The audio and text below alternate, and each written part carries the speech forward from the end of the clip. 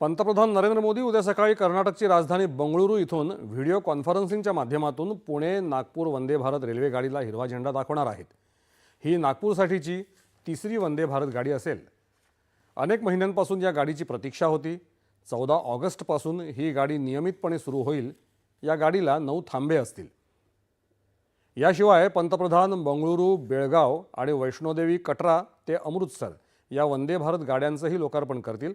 तसंच बंगळुरू मेट्रोच्या yellow line गाडीलाही ते हिरवा झेंडा दाखवतील आणि त्यातून प्रवासही करतील। त्याशिवाय बंगळुरू इथल्या काही नागरी वाहतूक प्रकल्पांचं भूमिपूजन आणि उद्घाटनही त्यांच्या हस्ते होणार आहे।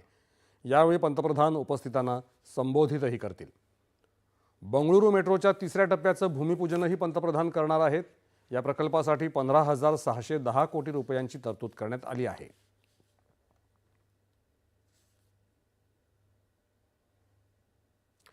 नागपूर पुणे वंदे भारत रेल्वे गाडीचा शुभारंभ उद्या होणार आहे।